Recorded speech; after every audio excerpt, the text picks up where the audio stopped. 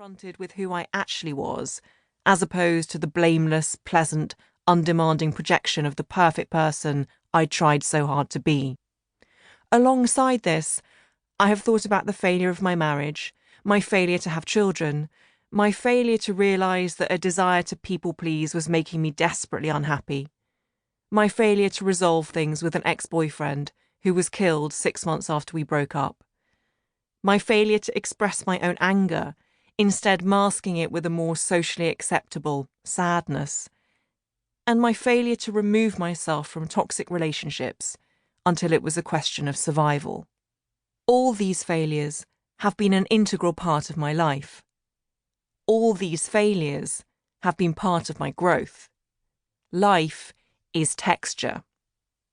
Experiencing all facets of existence, the good and the bad, enables us to appreciate them fully.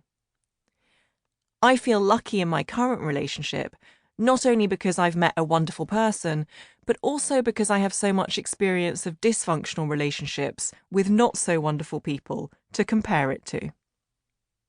The darker the night, Dostoevsky wrote, the brighter the stars. Being at peace with failure means I have very few regrets. Each time something has gone wrong, it has led me to where I am meant to be, which is right here, right now, speaking this introduction. I firmly cling to the belief that the universe is unfolding exactly as is intended, and that although we, as imperfect humans, can't hope to understand it all at the time, life will generally teach us the lessons we need to learn if we are open to the possibility. Some people might think that sounds a bit woo-woo. I call it faith. It doesn't have to be faith in a particular god or an organised religion. It can be faith for its own sake. The decision to believe that things will be okay, that this too shall pass. I have thought about more trivial failures too. The notable and mortifying occasion as a 7-year-old on the way to the zoo that my knickers slipped onto the pavement underneath my skirt because of their loose elastic.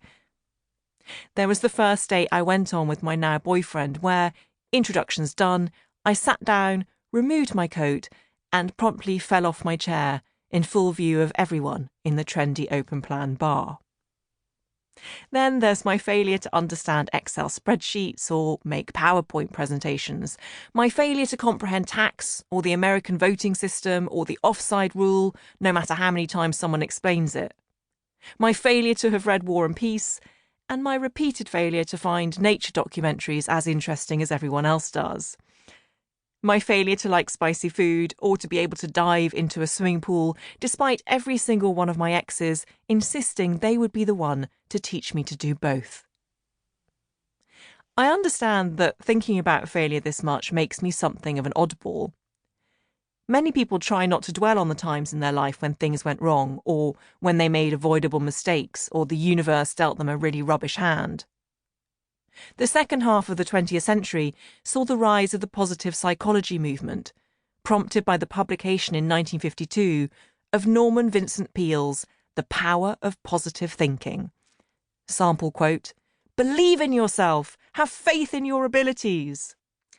And when this merged with the later trend towards self-help, we found ourselves constantly being encouraged to think good thoughts and not indulge the negative, which was, we were confidently informed, holding us back from reaching our full potential.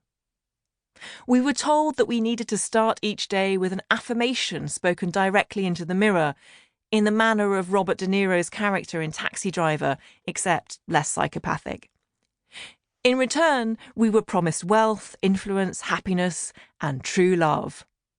It turned out that all we had to do was put together an upbeat mood board and success would manifest itself. It's not that I don't have sympathy with aspects of the positive thinking movement. I do. You can, for instance, train your brain to be happier, and a portion of this book will be dedicated to telling you how. Being optimistic can indeed give you the impetus you need to do things you might otherwise fear. It's just that all of this requires substantially more effort than talking to yourself in the mirror or collating pseudo-philosophical quotes on Pinterest. Our